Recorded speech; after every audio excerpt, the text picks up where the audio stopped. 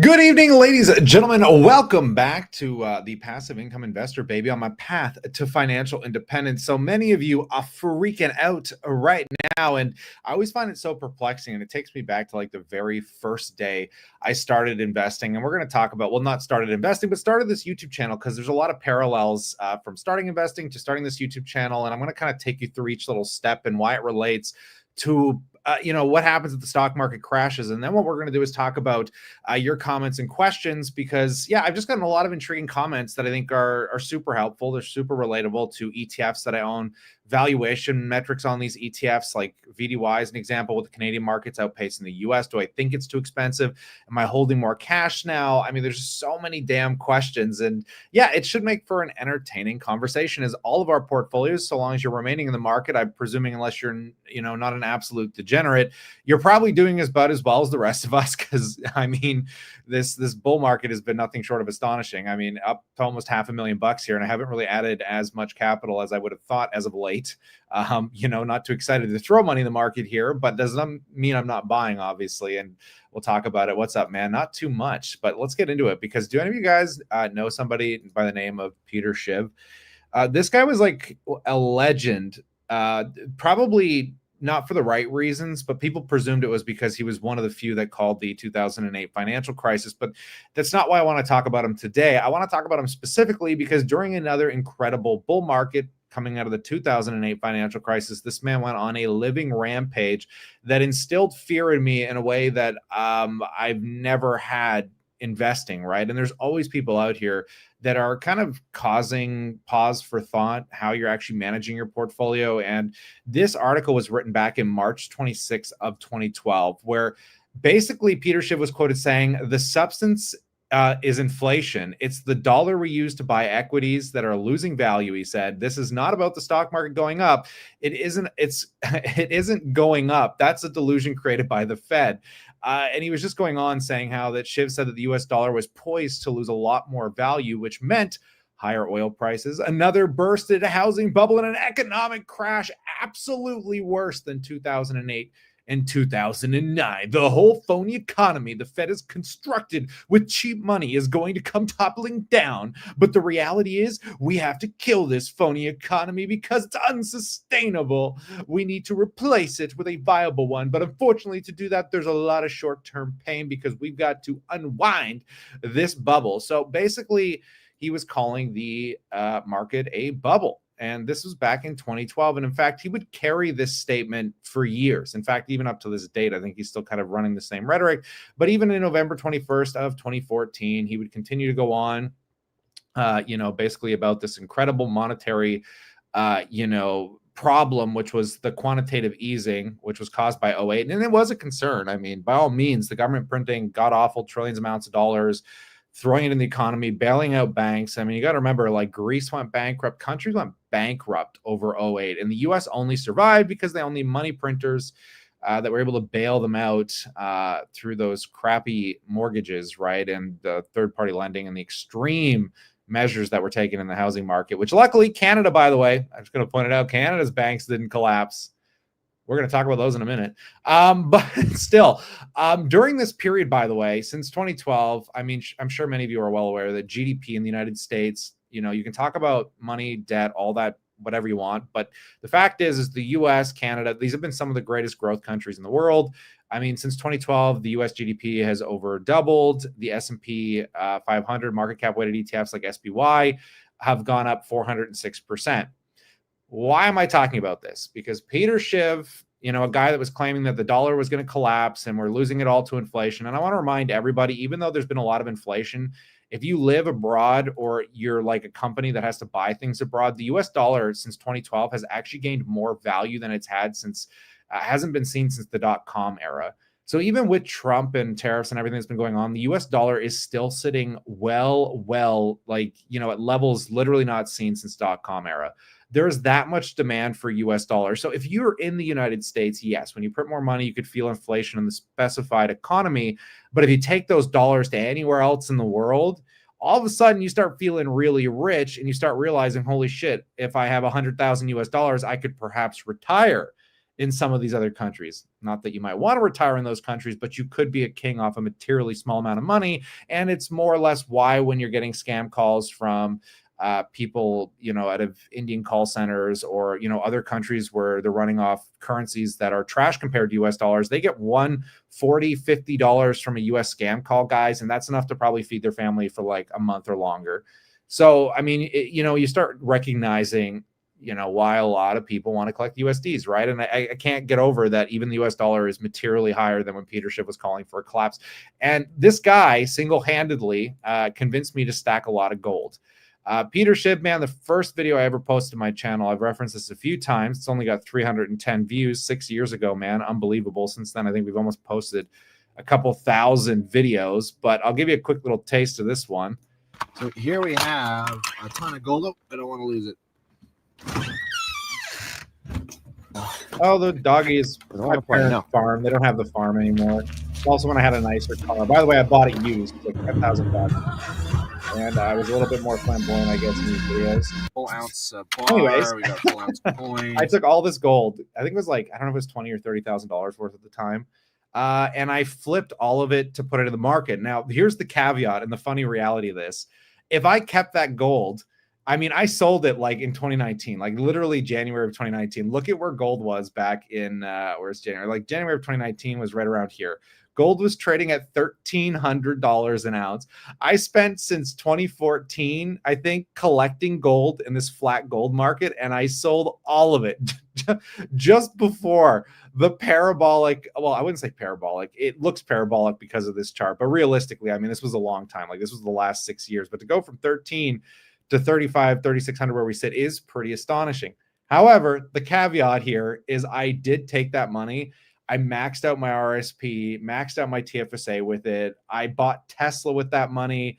I mean, you guys have seen my returns. I've annualized like 19 or 20%, but like in my RSP, way more than that. But combined, I think across all my accounts, it's been around 20%. But regardless, gold has only annualized in the same time frame about 13%. I think it's been between like 11 and 13%, depending on where you bought it in this period.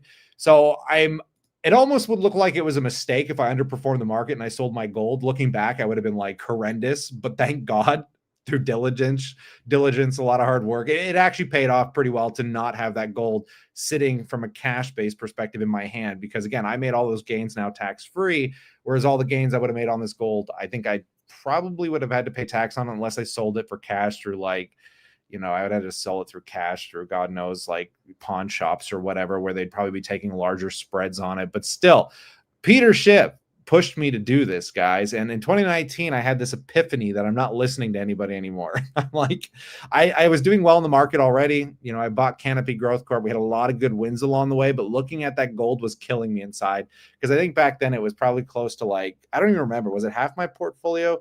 I mean, when I started my YouTube channel, I had 100 grand. I just hit 100K.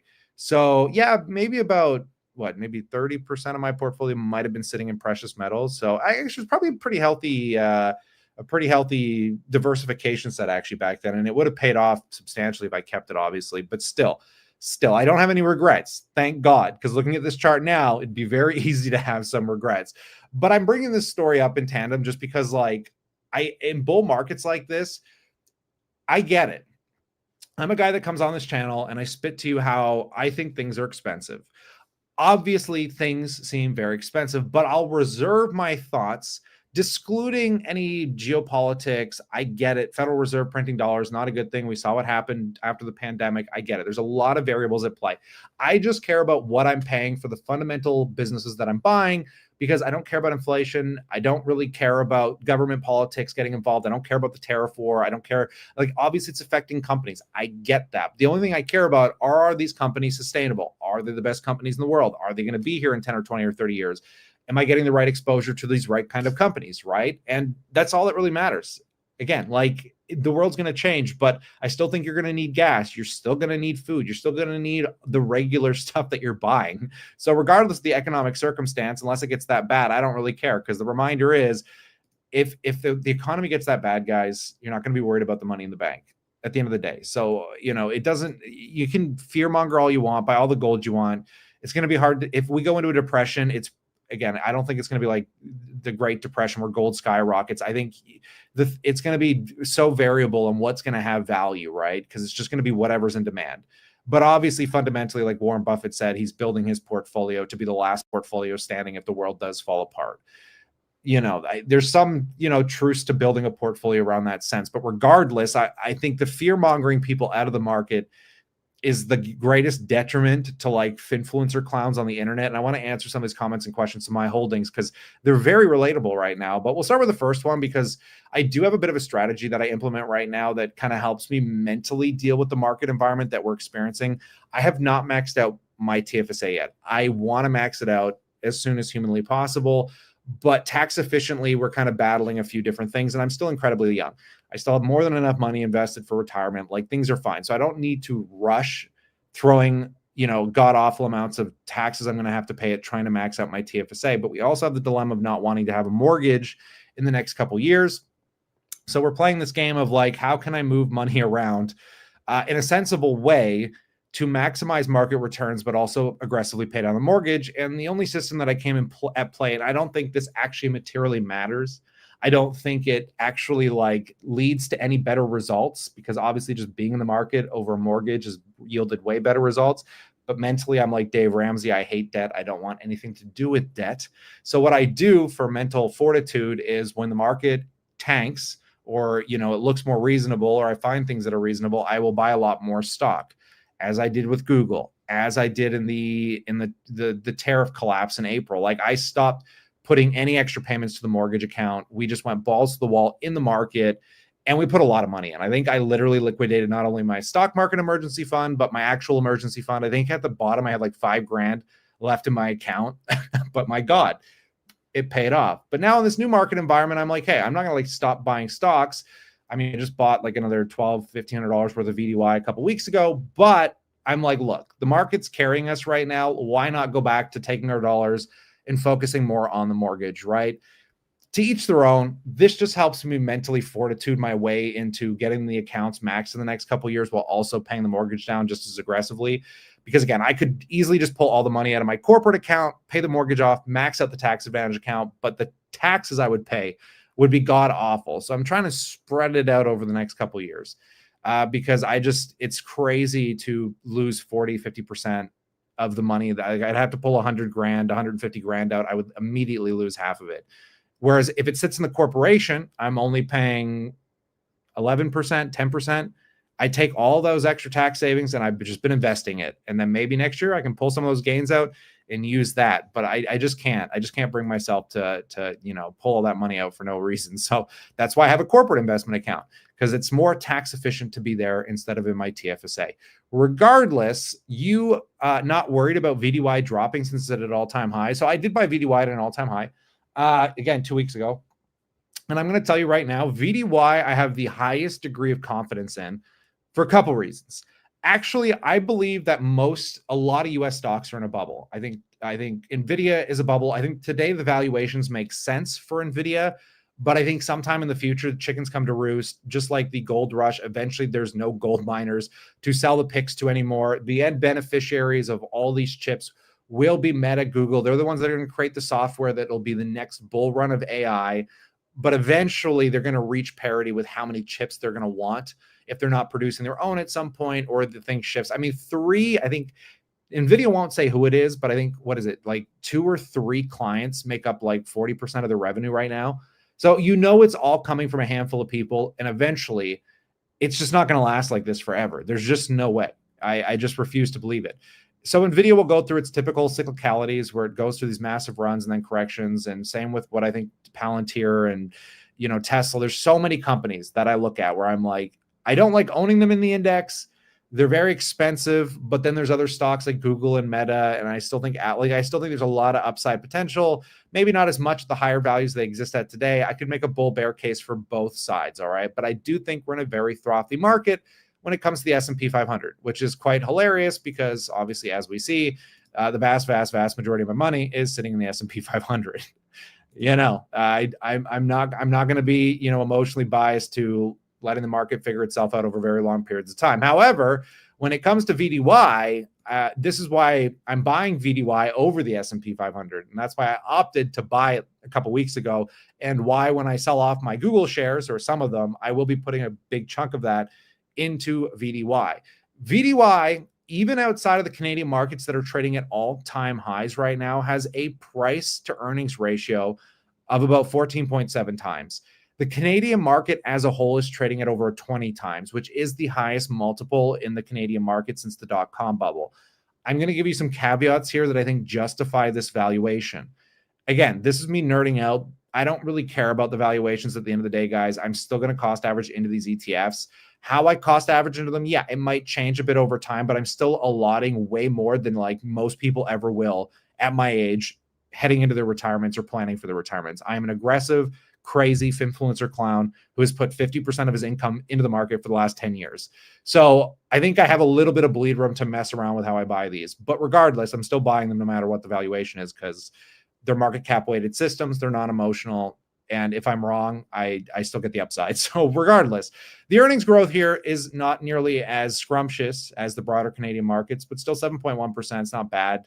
It's not great. It's not terrible. But I'm telling you right now that this is going to change, because this is backwards looking and the market is always future looking. So why is the Canadian market demanding such a high valuation in a period where we're heading toward a recession? I mean, we're seeing GDP drop, tariff war, steel companies being affected. Yeah, I get it. There's a lot happening. But when you break down the components of an ETF like this and you say, okay, let's just talk about the top stock, forget about the rest of them. Almost 14.25% of my money is just going to Royal Bank. I put 100 grand in here. 14,000 goes to Royal Bank. 10,000 is going to Toronto Dominion. Almost 25% of my money is within two stocks in the entirety of this ETF. I prefer this. Most people might not, but I'm young. I want growth, and I want to be allocated to companies like this in this kind of allocation set. It just works for me. But Royal Bank specifically, and what's super interesting about Royal Bank today, and I've talked about this before, and I was concerned about this, but I'm not as much now because of earnings. Royal Bank is trading at the highest price to earnings multiple it ever has in its entire history of being a publicly traded company. And I was looking at it saying, well, the earnings haven't really increased nearly as much. And that is a bit concerning. However, earnings are starting to go in the other direction. And I think there's just some prediction and people are starting to recognize this. And I'm not sure why it's happening or how it's happening. I'm not a wizard of economic realities of how people are moving or spending money. I can only look at what the bank is telling me based on earnings and get a better scope of why it's trading at a higher multiple and is it justifiable. Because again, if we just take a look, I'm trying to find like revenue. Look at the earnings per share here. If we take a look at those last earnings per share, guys, their earnings jumped by like 20%. They've been having these weird earning periods where they're getting like 20 and 30% jumps. Their earnings per share is going into this really weird new growth phase. And you got to ask yourself, okay, then why? The banks haven't changed. The economy's slowed down. How is this even possible? I think it's through a few things, acquisitions being one of them, but all the banks are in a very similar place. So I don't think it's necessarily just acquisitions that have caused this, because Royal Bank did purchase the Canadian counterpart of HSBC. But regardless, all the Canadian banks, with the exception of maybe one, I think it was BMO, or one of them did miss on earnings a bit, but still, look at the revenue growth. Royal Bank did almost $17 billion versus 14.6 this time last year. In total, $49 billion versus 42 year over year on the 9-month ending. Look at their earnings. They did $3.75 versus $3.09 this time last year. On the 9-month, $10.31 versus $8.34. I don't know how Royal Bank is growing this high. Their return on investments are 17.3%. This time last year was 15%. They're affected. I don't know what's going on. I just don't. I'm like so perplexed in one of the worst economic circumstances Canada's ever faced, through slowing immigration, the government capping immigration, this tariff stuff. And yet here we sit, and our banks have been like materially crushing it as loan losses start to go back in the other direction. So it's like, if loan losses keep going down, which are 881 million right now, this time last year they were 659 million, but last quarter they were 1.4 billion. So if we start seeing a flattening into the downside, I mean, their earnings are going to bolster insanely off this friggin' rapid revenue growth. So yeah, I could justify a 14 times multiple on a 20% growth rate if something like that continues. Hell yeah. If anything, it's cheap. It's like, so I don't know how long that continues for though. And I don't know. I just don't. I don't know what's going on here. But you can't argue with the numbers and the facts, right? So you can say the markets are expensive. The Canadian markets I find are easy to wrap my head around for the most part. I mean, I look at like Canadian Natural Resources and some of the energy companies, and their production is going insanely up in growth. Yeah, oil is fighting them because oil's been coming down, but they're still growing their overall output, which means if oil ever bounces back a little bit, those stocks continue to crush. I don't know. It's just weird to me. And yeah, I'm very happy buying more VDY here, even over the S&P, even though it is a bit expensive, but it is cheaper than the broader Canadian markets, which I don't want exposure to the broader Canadian markets. I don't like most of the Canadian markets. I just really like VDY a lot. It really encompasses the individual stocks that I used to own. So very, very happy with that. Isn't XCI global and VDY Canadian? I'd keep the Canadian market over the global. Well, again, it depends, right? Because the global markets have actually been outpacing Canada. Even Canada's done better than the US, but even still, China's doing better. I mean, if you look at like emerging market funds, like I think what was the one I was talking about this week? EIMG, I think, or is it? No. And what's the one that Ray Dalio holds? Ray Dalio portfolio. Just take a quick look here. Yeah, he holds an emerging market fund that doesn't really only holds the mega cap global stocks. IEMG, that's the one. IEMG. And if you look at this one, it's trading up 18 or 20% now, 20.43%, guys. Unbelievable what the global markets have done. And if you take a look, I mean, the rate of return since inception has been absolute garbage, but I'm not sure what's going on a global scale. The fee's lower than VDY. I mean, it's 0.09%. The dividend yield's around 3%. It's pretty healthy overall, but you're getting Taiwan Semiconductors, Tencent Holdings, Alibaba, Samsung. Like, there's a lot of great companies in here, but you won't see. I mean, can we see the exposure rating on a geographical map? I'd just be curious to see if there's even any real Canadian exposure in here. I'd have to find it somewhere. Performance distribution. It should be in the holdings here. Usually they show you somewhere, don't they? Because I don't even see any Canadian companies in the top holdings here. Not one. Even Saudi Arabian oil's in here. That's cool. Oh, there we go. Geography. Yeah, there's no Canadian. It's just purely emerging markets. So I love that they leave out North America. 27% China, 18% Taiwan, India's in here. And yeah, I don't know. I think this could be, I've talked about it. And once I get my VDY position to where I want it to be, I've been debating on maybe even potentially buying some of this over XQT just to get pure emerging market exposure from a place of wealth preservation. But yeah, I don't know. It's an interesting topic that's worth discussing. But yeah, I don't know what's going on right now. But the U.S. is definitely laggard, and I think it might have something to do with interest rates. And once they cut interest rates, we'll see if the U.S. can even do better. But regardless, are you expecting a correction at the end of the month? Seems inevitable. We will officially begin the recession. So I've said this time and time again, recessions don't indicate market crashes. In fact, we could be in a recession and the market can still go up. Usually by the time a recession is announced, the market has already bottomed. When you look at any data supporting trying to play recession data, it's complete fallacy. It's lunacy. It's like Peter Schiff. Like, you cannot sit here, and I've talked about this with people endlessly. If I don't mind speculating on the future, but I can't invest speculating on what's going to happen tomorrow in the broader economy. You really think I understand how trillions of dollars move around? It's just insane to sit here and be like, it's going to correct at the end of the month. It's insane. And then you start thinking, oh, I got to put more cash aside. I'm going to stop cost averaging, and you're going to miss. Like, we just talked about this. I just had a good conversation with a guy, and I'll look it up right now, because I think what was if you missed how many days in the market would you lose returns? And this is such a wild fact. Yeah, right here. I think this is right. Read this. This is like the biggest wake-up call to why you always need to be in the market. Missing even a small number of the best market days can significantly reduce returns, with studies showing that missing the 10 days over a 10 to 20 year period, just 10 days, could cut your returns in half. And missing the 30 to 60 best days can result in substantial losses or even significant drops in the overall portfolio value. This is because the market's strongest gains often happen on a few crucial days, and missing them, especially after a period of volatility, severely impacts long-term performance. What does this sound familiar to, guys? Doesn't this sound familiar to the tariff war that was supposed to completely reckon the entire economy? And all those people that were like, I'm going to sideline, I'm not going to hold, I don't know what to do, that didn't buy through all of this like I was screaming at you guys to do.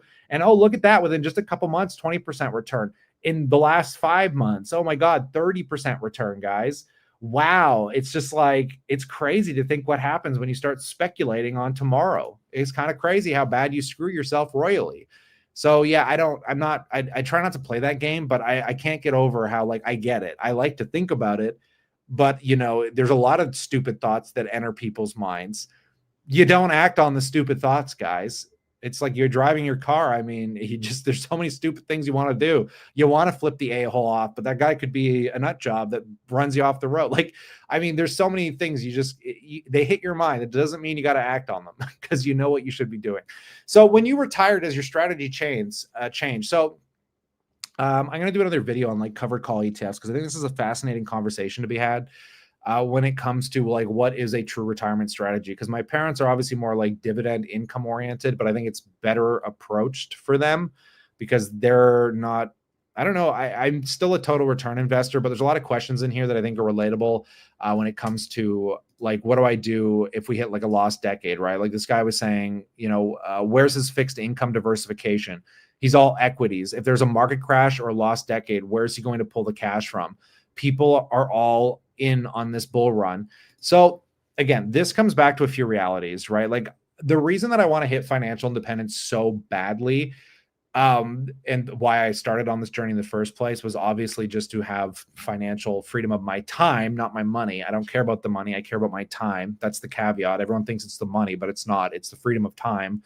But with the money itself, the way I look at it and the way I'm starting to view it is I've been fortunate enough to set myself up that it doesn't matter really if the market crashes, and I'm 100% prepared for my portfolio to drop 40% tomorrow because it is a reality with the positions that I have.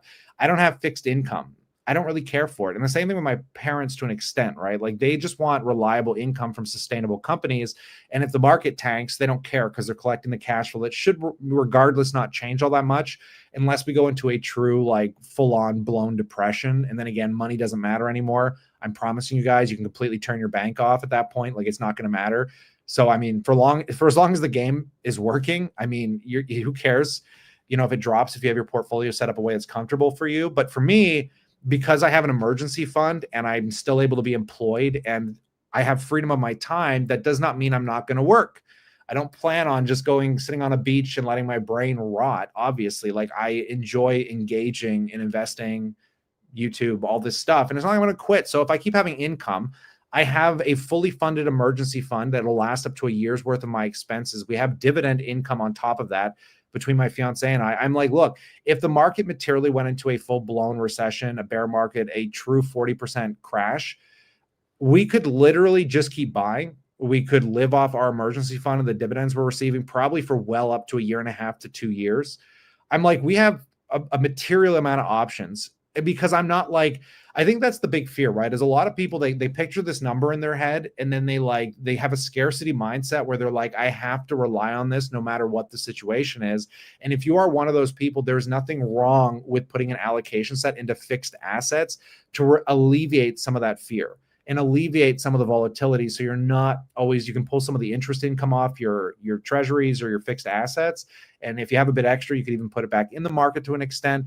But again, to each their own. But for me, I'm like, look, I'm very privileged to be in a very good position now. I've worked very hard for it. So why sit back and relax and act like the game is over, right? Like the real game and the fun is the journey. Like it's not the destination. I took my family out for dinner today. It's not like back when I was 22 and I was just finishing up over $20,000 worth of debt. Like I can afford to pay for my family. Like, how great that feels, like just going out and for a trip, taking, a month off to go travel or do whatever. Like it's crazy to be living that lifestyle right now because it just seems so normal, but it is the freedom that you want from the idea of what we're doing here. So like, if I have that freedom already, like why, and I don't really need to tap into my portfolio because I can pay for my job. I don't want to quit my job. I'm happy with the work I'm doing. If that changes in the future, I can materially lean into my portfolio, but again, or the emergency fund or whatever. So there's options, right? So to each their own. Diversity, I at 33 don't want to over diversify. That's why I'm step stoning diversification. Because if I was smart and the way most people would think about it is why not just diversify the whole pot now and protect the capital in its fullest, truest form as most people think investing is, which is global market diversification. But the reason I don't is because I can take on more risk. I'm not 50 or 60, right? Like if I was 60 years old, I wouldn't have, like, our portfolio is probably like 40% tech. Between Google, Meta, the concentration, we, like, my fiance does own like Microsoft and Apple, even outside of the ETFs. And then over half our money is sitting in the S&P already. Like we're easily, 40, 50% tech. Like that's crazy for most people. But again, I look at it as, hey, I'm not most people. I'm not retiring tomorrow. I can keep investing for 30 years if I have to. Like, why not slowly diversify away from tech when it has been the greatest beneficiary to my early retirement over the last 10 years? And anyone that's been involved with tech has absolutely destroyed the markets. So it's like, why? I just don't think it's appropriate for me personally, but to each their own, right? I think if you're in different mindsets and different ways of life, yeah, buy some global market funds and get some fixed assets. There's nothing wrong with that if you do have major concerns about your portfolio and what you need to rely on in your retirement. Again, personal finance is different for everybody. To each their own. Same here. I understand what you mean. I would label myself a degen stock picker. Semi-risky stocks back in 2020 COVID. I learned lots. Had people tell me to take money out of stocks, bonds, GICs, gold, crypto, and put it under my bed. Now me are up a lot. So much that I'm looking for safety now. Blessed. Yeah. So, I mean, that's the way we played it, right? Like if you're young enough to take on a bit of risk and the risk works out, the idea isn't to take on bigger risk, because I picked stocks that have gone down materially a lot and I sold out of them pretty quick when the tables started to turn. But regardless, I think that's the good way of doing it, right? If you're young, if you do what I did, you take the risk. And I took all those individual stock gains from the cannabis boom, the MindMed, the Tesla, and I just spread it out into ETFs. And like, I mean, I feel like from where I was to where I am now, I am way more diversified. But to other people, I may look too concentrated. But again, as I age, I will look at more diversity. But I like that. I love looking at that as a stepping stone. Exactly what this guy's kind of saying here. The problem is we only hear of these stories. I feel like a lot more people lose money because, I mean, sometimes you get lucky, like this guy might have, or in my circumstance, I'd like to say I was lucky, but I did not work during the week. I mean, I was a full-time entertainer. So after a decade of being a magician, during the week, all I did was monitor stocks before like YouTube finance influencers existed.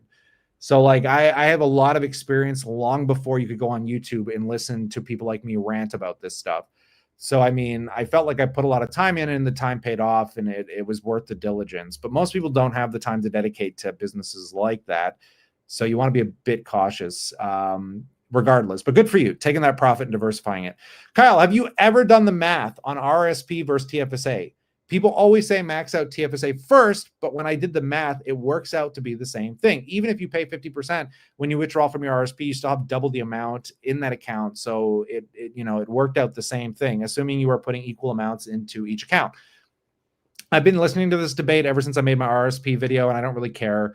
I mean, you can finesse the system any way you want. All I said was basically, max out your RSP. If you're in a higher bracket, even better. When you go to retire, just pull it out when you're in a lower bracket. It's a good loophole if you're making like 80 to 170K a year, because once you get into those 40, 50 percentile brackets in retirement, unless you're living a really bougie lifestyle, and even if you are, you could easily pull 50K from your RSP that goes towards your taxable income, and then just pull another 50K out of your TFSA.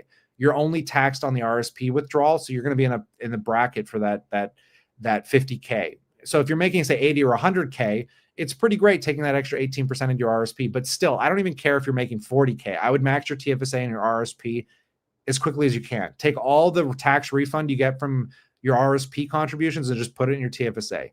I mean, I don't like to argue about this stuff. I think both these accounts are brilliant in their own way. And trying to finesse them is literally talking about, it doesn't really make a difference, because when you're so young, those compounded dollars that are growing tax-free, that value is, infinitely worth more than trying to like finesse a few percentage points on a tax bracket in the future on an RSP contribution. But still, we got fun markets ahead of us, folks. The markets, I don't like looking at pre-markets too much because it's like listening to a psychic.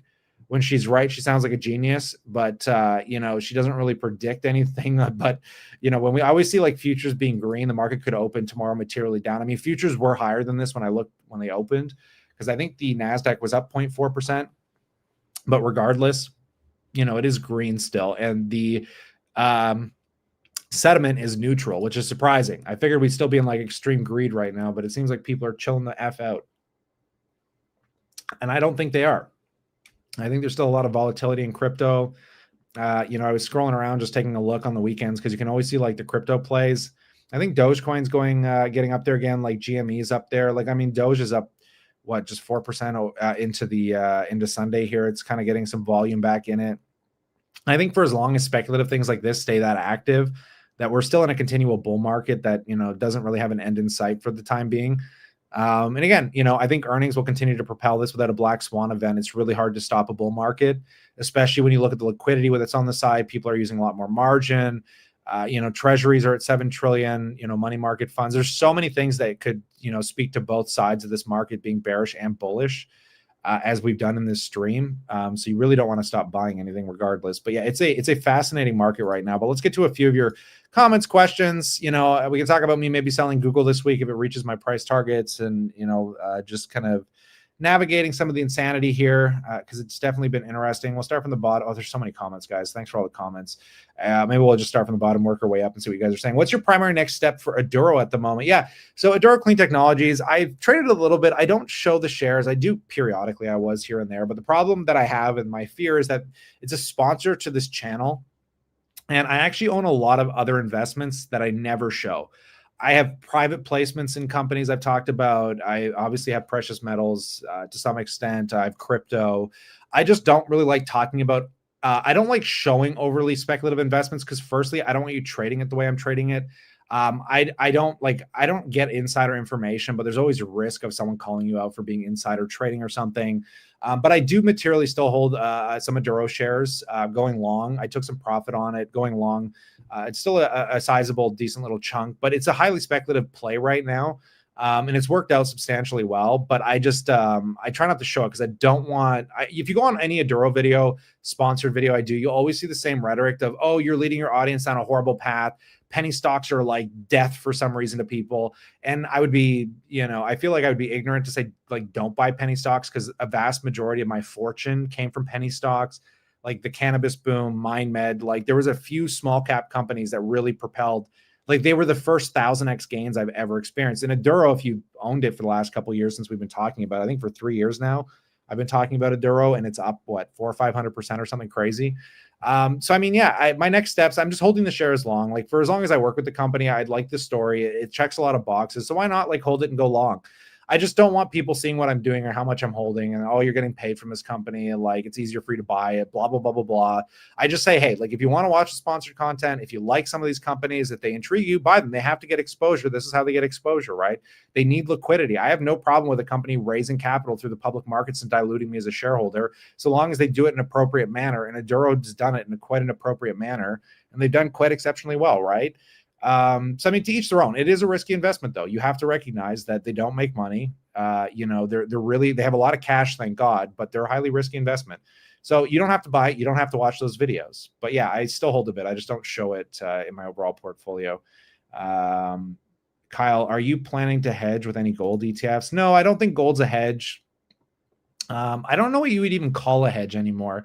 I mean, it's like saying gold's a hedge when the market's propelling to all-time highs doesn't make sense. Like gold used to be a hedge when the market was supposed to go down. I mean, all commodities, we're in a new commodity renaissance. I would honestly say buying copper assets or other things could be a hedge as well, because like some of them are so underpriced. So I don't know. I really don't know what's a hedge anymore. The only hedge to me personally is cash, because when the market materially tanks, it's nice having cash to buy. But I'll usually dip into my emergency fund, and usually I put a bit more money aside just in case the market tanks, because it's just nice having, like, again, in the Terra 4, I think, again, I almost put 20 or 30 grand in the market, but I got way too aggressive. But cash is the only real hedge, because when markets get squirrely, or even like the real estate market right now, you could say buying real estate is a hedge, because interest rates are going to drop. The real estate market has cooled off. The stock market's on fire. So you could say, hey, I'm going to hedge my money by diversifying my asset set, or my assets, into a physical asset, a piece of real estate, at now what is going to be a cheaper value, because it is a buyer's market. It's not a seller's market. I mean, a hedge is a complicated term. I just don't think gold is that anymore. I think it's a diversification tool, but I don't know. I should have bought some gold stocks. I missed that boat. I tell you, I gave you guys some good calls though. Told you could buy these gold ETFs for some of these top weighted gold companies in Canada. I told you to buy TELUS at a great time. TELUS, is crushing it. It's doing pretty good for those looking for that income. NASDAQ 100 ETF, 22% average return for the last 5 years. I do not like the NASDAQ 100 ETFs because it owns stocks I don't want to own. And I consider the S&P 500 already a NASDAQ ETF because it's so damn concentrated in tech. So what stops me from, say, buying the Qs is that I'm just overly concentrating the upper weighting holdings in the S&P. And they're upper weighting some other stocks I don't want upper weighted. I don't want to upper weight Tesla. I don't want to upper weight Costco. There's a lot of stocks that are just way too expensive for my personal taste. And it's not really like a market cap weighted system in the same aspect. It's just not, yeah, it's a great ETF. It's great for a lot of people, but you have to be careful how concentrated you are. That's why I buy Google and Meta. I think Google and Meta materially are, for me, much better companies to own than just overly concentrating the top tech companies. Because I just don't know a lot about all the tech companies. I'd rather own them through a market cap weighting S&P 500. So to each their own. I have nothing against the Qs or the NASDAQ 100 ETFs out there. I don't want to get overexposed when so much of that sits in the upper weighting of the S&P already. Yes, that was bad. I feel the AI bubble is also coming. I work in tech, and it is big, but it's overblown with what it is currently. Yeah. But materially too, I mean, that's the question, right? Like, where do you guys think it's going in the near term? Because every time I think it's a bubble and then I start using the tools, I get that slap upside the head reality check where I'm like, shit, this is like real. Like every time I'm scrolling on TikTok, I just see so many AI videos. And I'm just like, yeah, this is, people are making crazy channels that are garnishing huge viewership. It's a thing. It's happening. We're using it in my work. It's another reason that I wanted to fast track financial independence. It's why I still work so hard to put a lot of money away, because I'm fearful that my job could be, at risk in the next 5 years. So it's like, yeah, you got to prepare for some of this stuff. But is it a bubble? I think what's more concerning to me is that even if it's not a bubble, and I think secularly with things like Tesla and Palantir, yes, in this current market with these current values on their current earnings, are incredibly high bubbles. They are. There's no arguing it. Of all metrics and all understanding of finance, they are truly bubbles unless they somehow find a way to prove their valuations. But more often than not, they do not. It takes a lot longer than people think. It's like the dot-com bubble. Yes, was tech inevitably going to be an insane growth driver? Sure, but it took 15 years longer than 2000, right? We didn't really get into the tech bull market until about 2012, 2014, when we started seeing earnings materialize from Apple, from Microsoft, et cetera, right? So I think the same thing's going to happen, but I see money being generated off this stuff already. So it's not like the dot-com bubble to an extent. There is a lot of value in it. I get that. But my real concern is job loss. I think we're going to see a wipeout of white-collar jobs like there's no tomorrow. I think the AI assistants that are out there already replace an entire industry. Editors are getting replaced. I get emails all the time for people that want to edit my videos. They want to do my clip art. I'm already using AI to make my clip art. I'm already using AI tools to do editing for other stuff. Like, there's just, why would I hire you? There's no reason to hire you. I feel bad because I want to, but an editor's job, when I can pay a company $15 a month and click one button and have all the edits done, and then I just upload them. I'm sorry, but your job is quickly going to become extinct. Not yet, because most people, they're still adopting these softwares, but it's happening and I'm using them. But when I see you trying to sell yourself to me and you know what's out there, you're not getting a job from me. I'm sorry. My edits on my YouTube channel could obviously be better, but I don't make enough materially off my YouTube channel that I want to pay a full-time editor. I'm just not that. I'm just like a ramble guy. I just like turning the camera on and rambling. 20% a year over 3 years, as if when does the party end? Yeah, I mean, it's gonna, when does it end? I don't know. It depends on how long you're in the market for. That's the question. I don't know when the party ends, but over 20 years, you never lose money. And that's been a tried and true S&P philosophy since day one. If you just buy and hold over 20 years, even if you bought the tops, you'll never lose money. I don't know if that holds true forever, but it has held true since the inception. Question: why do you prefer VDY over XDIV? Also, if everything goes to shit, guns and bullets, water and food. Yes, you're not wrong on the latter half of that statement. Why VDY over XDIV? Because VDY is a market cap weighted ETF. I like market cap weighted ETFs. I'm a boglehead, tried and true. I think it's the most brilliant system ever invented ever for investing. I think it's responsible for making more people rich than any other mechanism out there. It outperforms 98% of all fund managers over a 10-year period. I don't know how you can argue with it. It's a non-emotional way to not fuck yourself. And VDY is an exemplifier of that, but in a dividend format in Canada. So, I mean, I love it even more just for that reason. XDIV, I think, is a better diversifier if you want diversification for income purposes, but I'm a growth guy, right? Like I'm looking for further higher rates of return, and VDY has higher rates of return, just slightly over XDIV. But still, like I presume market cap weightings will outperform because it gives me exposure to the better performing companies. My wife is up 40% year to date because people freaked out about Trump and sold everything. Exactly, my friend. Exactly. So dumb. Smash the like. The path to excellence is internal vigilance. Yeah. Same like Tesla Palantir, low key. Anyways, banks put money aside for loan loss. They're prepared for this. That's the other funny thing too, right? It's like those loan losses haven't really materialized into massive defaults. Like that's just cash sitting on the sidelines for the most part, right? Which is hilarious. But anyways, what else are you guys saying? Before we finish up here, we have extremely low productivity rates. Yeah, but that's the weird thing about productivity, right? Like it shows up and it's so weird because the output now and efficiency is going to go through the roof. So productivity might drop, but efficiency goes up like there's no tomorrow. It's such a weird thing.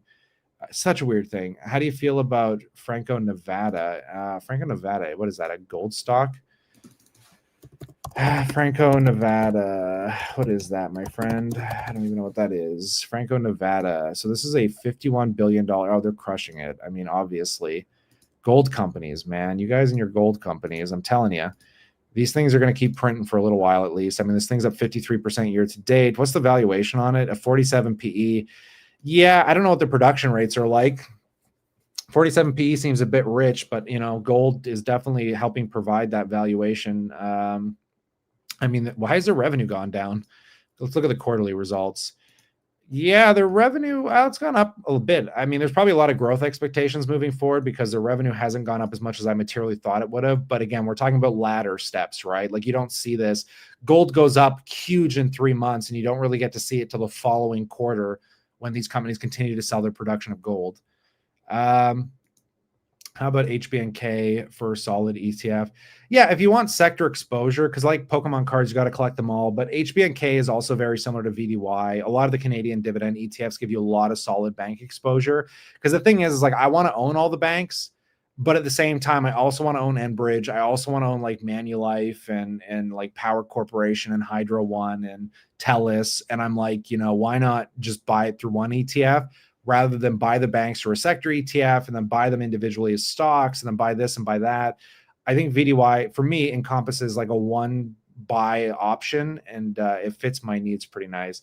Oh, it's a royalty company. That's why. Yeah, they'll crush. They're probably going to crush. That's why the valuation is so high. It's just pulling forward some of the growth expectations. What I would do materially is honestly buy some of these gold companies, set a stop loss where you think it's reasonable, because if gold turns around, these companies are going to tank.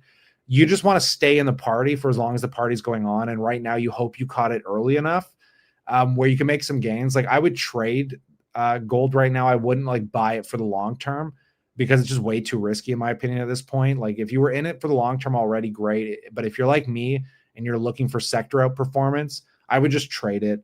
Try and get 10, 20% gains wherever you can get it. And just set stop losses and just wait till the party comes to an end and just keep riding the cycle for as long as the cycle is going to pay out. Because unfortunately commodities are incredibly cyclical, and there's gonna come a day where gold stops performing and these stocks will come back down to reasonable value. So just be cautious. Ryokan is on a rally lately. Yeah, so I unfortunately really turned. I know some people like Ryokan. I think it's definitely one of the better REITs out there, but the reality still stands is that these REITs in Canada are absolute trash for the most part, for almost all of them. And I can say that pretty confidently because we've been in the greatest bull market in Canadian real estate history, where Canadian real estate, if you just bought a house, you've 3x your money since like 2012, 2010, like you've 3x. It's crazy. But yet none of these REITs have 3x. Ask yourself why. And when you go down the rabbit hole of why these REITs haven't offered a material return in that sense, you will quickly wake up to the reality of, oh, I don't want to own Canadian REITs. I used to own Canadian REITs, but I have come to hate them because I don't trust them. Their management has not done a great job. We did play RioCan, though. Actually, we did really good with RioCan because we bought it in the pandemic dip, and we actually made some pretty good returns on it. It was a fun play, but what's it doing at this moment? They do own some of those valued real estate in Toronto, which I like, but the reality is they've still been horribly managed. I mean, you look at the stock chart, right? Like Toronto real estate has just gone through the roof, and this stock has not. You really got to ask yourself why, and just be very cautious for long-term holds because you'll probably underperform. For interest rate recovery plays right now, I'd be looking at the US with like VN, is it VNQ? So this one, yeah, I would look at this one. If I was going to play real estate right now, I'm actually very intrigued by this real estate ETF. My parents hold this one in their retirement, I think. But I think as soon as they start cutting interest rates, I think you'll become very intrigued by what happens to real estate in the US. And I think this ETF will actually do pretty well, hopefully. Pretty well. 163 people watching, only 31 likes. I mean, come on. Yeah, no, exactly.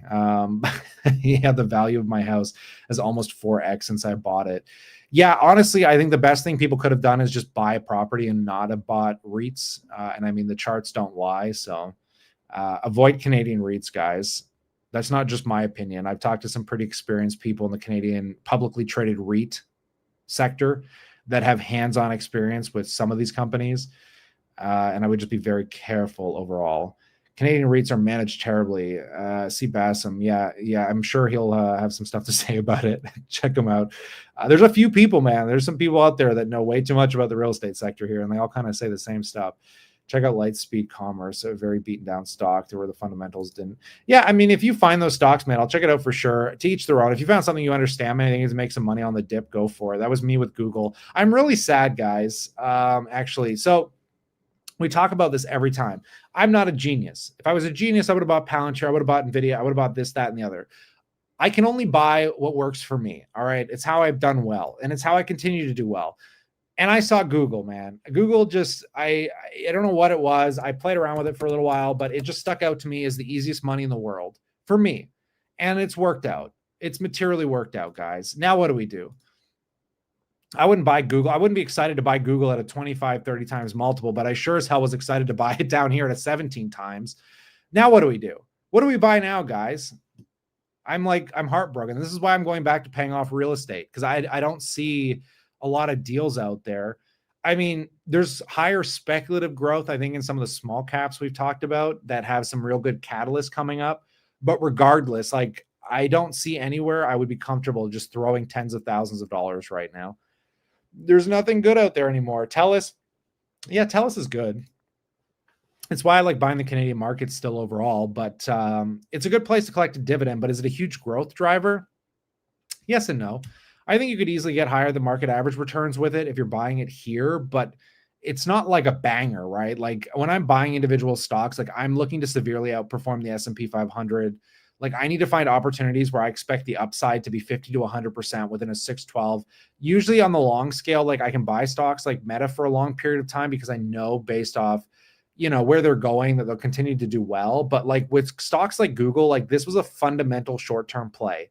I was like, look, I'm looking to buy this thing and I'm looking to make, and I told you guys that. I literally said like, I would expect this thing by the end of the year to be worth somewhere between like $250, maybe $300. I've been saying it. I said it should be trading between a 25 and 30 times multiple. I think the rhetoric is complete bullshit. And I think people are going to materially realize this as earnings happen in the next couple quarters and that court case gets put behind us. And yeah, it literally, like I couldn't have called this better. And I did it appropriately. Like I scaled the position appropriately. I did everything to the way that like is healthy, maybe a little bit too leveraged from like the exposure that we have, but it's worked out. I haven't sold it though, so I can't say it's worked out yet, but I mean, I am up like 40% or whatever on the position or getting damn near close to it. So yeah, I mean, where do I find something like this again? Because I'm not smart enough to catch NVIDIA, guys. I'm not smart enough to do the Palantir thing. I don't know if Robinhood keeps going up. Like there's so many stocks people are pumping. I just don't understand them, right? Like if you're buying Hood today, do you expect to get like another 50, 100% return in the next year? I can't tell you if that's going to happen or not. So how do I buy it, right? So like this guy talking about the stock in here. I mean, if you think that's what's going to happen, I would go not balls to the wall, but go to where you think it's healthy for you to have an exposed position. But buy Mili, what's this one? Yeah, I want to hear your guys' opinions. You guys need to come on my live stream. I got to give you guys the link, and you guys tell me what you think is the next big buy. Because I've looked at a lot of stocks, but I've never understood something as clearly as I understood Google. Because I work for Google, man. I use all their tools. I know how they make 50 billion off search. I literally use Google search for companies. I spend almost 6 figures a year on ads. Like I just get the back end of Google. So I'm so comfortable with it. So this is Mercado Libre. Why have I heard of this company before? This company sounds very familiar. Very familiar. What are they doing? Do they not have a website? Yeah, right here, investors. This is a commerce company. Okay, so that's why I've heard of this, because this is like Latin America's e-commerce company, isn't it? Isn't that what this is? Yeah, Latin America's like fintech e-commerce. Yeah, it's supposed to be a huge, they're calling it the Amazon of Latin America. Isn't the growth rate on this stupid right now? I've heard a few people bring this up. Let's take a quick look. Yeah, I mean, if you find stuff like this is why I love investing, because people just come out of the woodworks. Oh my God, look at the fucking growth on this company. Jesus Christ. From 2021, from 7 billion to 20 billion in 2024. Let's look at the quarterly growth. 6.7 billion, 5.9 billion. I mean, this company is growing almost like, it looks like an NVIDIA. It looks like a company that could literally show you the growth rates quarter over quarter. But I mean, yeah, from 5.3 billion, a year ago to last quarter being 6.7 billion is insane. Yeah, the growth rates on this company are nuts. What's the balance sheet look like? Yeah, a lot of debt, but Amazon had a lot of debt too. I mean, it's just the way it is. But still, 5 billion in underlying assets. Who really cares? The company's got a crazy growth driver behind it. Yeah, I mean, this could be a good play. What about are they diluting at all? Where's their shares? Shares issued. And they're not even diluting really. Look at that. The shares haven't even really gone up. Let's take a look at their shares aren't going anywhere either, eh? So the company's not diluting that much. They're growing the revenues like there's no tomorrow. Good for them. Yeah, this could be a really great play. Maybe I'll look a bit deeper. E-commerce usually isn't my wheelhouse though, but that could be a good play for somebody. LCID after the reverse split. Yeah, the reverse splits, the stocks don't tend to do too well after that. What is that, Lucid? Are you really playing the EV? Is that Lucid, LCID?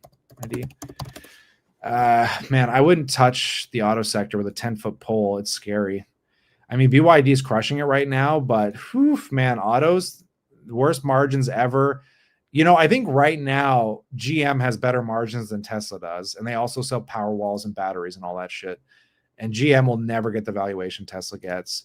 But yeah, I would avoid this sector like the plague, man. Autos, stay away from high. I mean, look at their cost of revenue is 1.7 billion and their income is 807 million. Like I would just don't touch this, man. Do yourself a favor. Get away from cars. There's no money in cars. I know we all love them.